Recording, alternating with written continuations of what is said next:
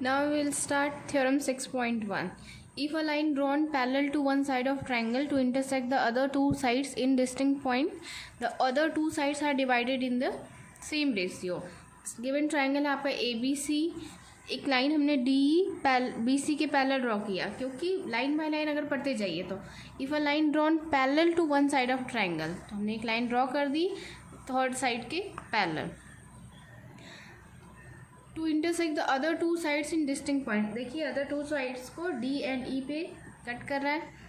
The other to sides are divided in the same ratio.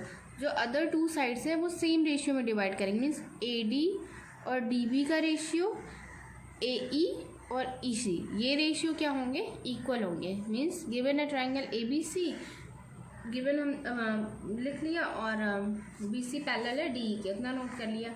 और proof क्या करना है हमें? AD upon DB is equal to AE upon EC. ठीक है. अब हम कुछ कंस्ट्रक्ट करेंगे. इसमें कंस्ट्रक्ट क्या करेंगे हम कि BE को ज्वाइन कर देंगे और CD को.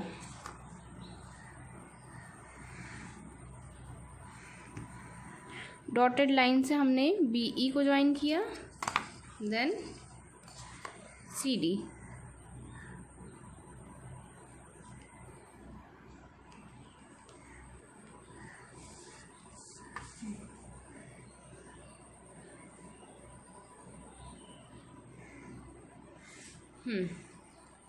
Same draw DM perpendicular to AC. अब इस लाइन AC पे एक परपेंडिकुलर ड्रॉ करेंगे. DM वो जहाँ भी 90 डिग्री बनाए वो परपेंडिकुलर ड्रॉ किया हमने DM, और E से भी एक परपेंडिकुलर ड्रॉ किया इस लाइन पे.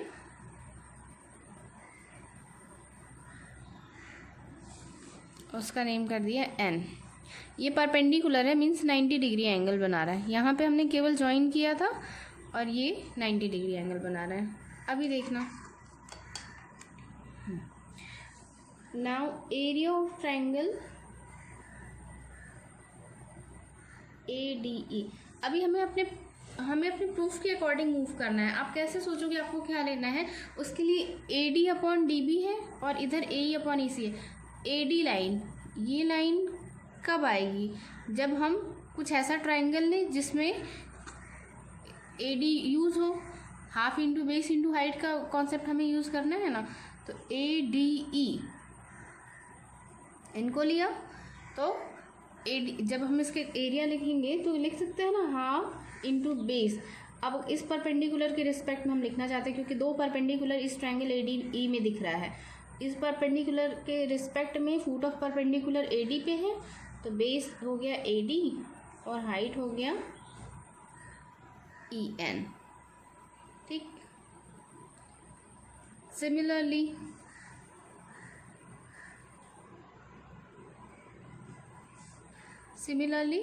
एरिया ऑफ ट्राइंगल BDE, क्योंकि हमें BD भी चाहिए या DB या BD जो भी कह लें, तो BD ये कब मिलेगा? जब हम इस ट्राइंगल की एरिया को फाइंड करना चाहें. Area of triangle BDE. Obtuse triangle वाला केस याद है? हमने जो परपेंडिकुलर ड्रॉ किया है E से, वो इस ट्राइंगल के बाहर है, तो भी हम इसी परपेंडिकुलर को लेंगे. तो हाफ बेस के लिए DB लिखा है तो हमने DB ले लिया बेस, और परपेंडिकुलर के केस में अगेन क्या होगा? EN. किसी लाइन पे हम एक ही परपेंडिकुलर ड्रॉ कर सकते हैं किसी एक पॉइंट से, तो परपेंडिकुलर अगेन हम EN लेंगे. अब देखो हमें AD जो चाहिए था, AD भी मिल गया है और DB भी मिल गया है.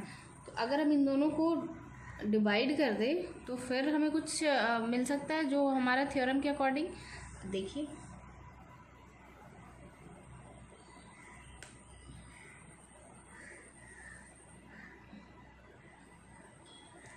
अब हम इन दोनों को डिवाइड कर दें.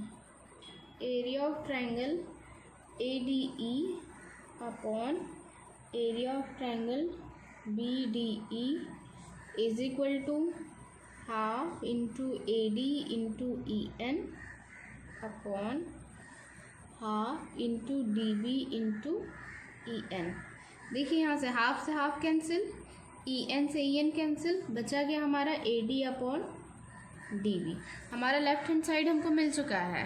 अब हमें मूव करना है राइट हैंड साइड। इसको हम कोई इक्वेशन नेम दे देते हैं, इक्वेशन 1। अब हम राइट हैंड साइड के लिए मूव करना है ए ई अपॉन ई सी। बस जैसे हमने इधर के ट्रायंगल लिया था, अब हम जस्ट इधर से ट्रायंगल लेंगे। तो ए ई के लिए हाँ ए ई चाहिए, तो हम अगेन ए डी ई ट्रायंगल लेंगे इस परपेंडिकुलर के रिस्पेक्ट में, तब हमारा ए ई हमें मिल सकता है। और ई सी के लिए हमने बी डी के लिए या डी बी के लिए ये वाला ट्रायंगल को यूज़ किया था, बी डी ई को, तो ई सी के लिए सी इस ट्रायंगल को हम यूज़ कर सकते हैं। तो ठीक है, फिर से हम लिखते हैं area of triangle, again triangle कौन सा हम ले रहे हैं, ए डी ई, किसके रिस्पेक्ट में, इस परपेंडिकुलर के रिस्पेक्ट में। अभी लास्ट टाइम पढ़ा था कि एक ट्रायंगल के एरिया को जितने उसमें परपेंडिकुलर होते हैं उसके रिस्पेक्ट में लिख सकते हैं। बस ध्यान इतना देना है कि फुट ऑफ परपेंडिकुलर जहाँ होगा वही बेस होगा। तो अगर हम डी एम ले रहे हैं परपेंडिकुलर, तो बेस हमें ए ही लेना होगा। ठीक है, अब area of triangle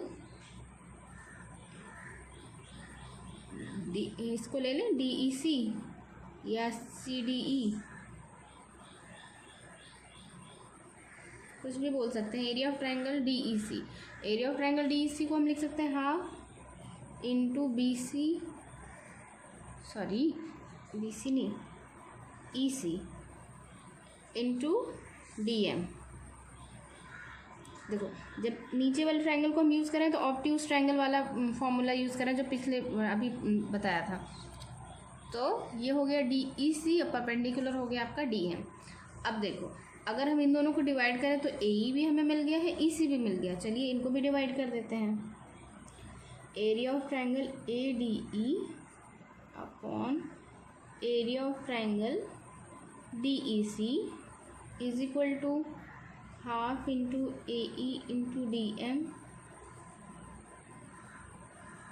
upon half into E C into D M. D M cancel, half cancel, बचा क्या ए ई अपॉन ई सी।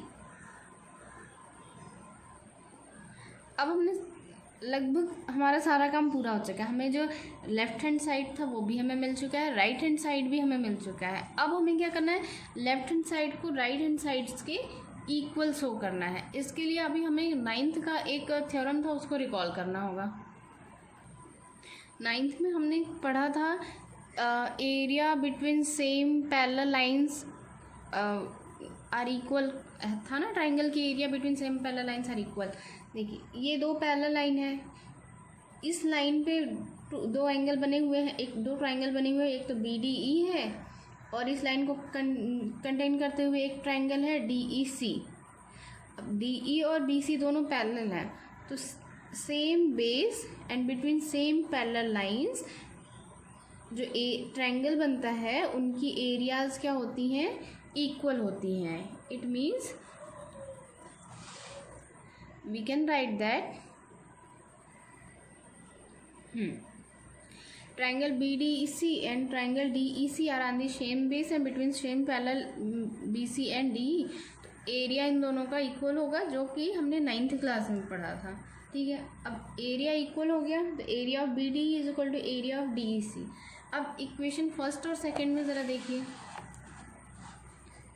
इक्वेशन फर्स्ट क्या था, area of ADE upon BDE, और सेकेंड इक्वेशन था area of ADE upon DEC। यानी upper portion तो equal ही था, बस लोअर पोर्शन डिफरेंट है इनका, मीन्स डिनोमिनेटर डिफरेंट है। तो डिनोमिनेटर भी अब हमने इक्वल प्रूव कर दिया 9th के थ्योरम से, ऊपर ऑलरेडी इक्वल है ही। तो from equation first and second से क्या लिख सकते हैं, जब LHS ऑलरेडी इक्वल है तो RHS भी इक्वल होंगे। AD upon DB is equal to AE upon EC।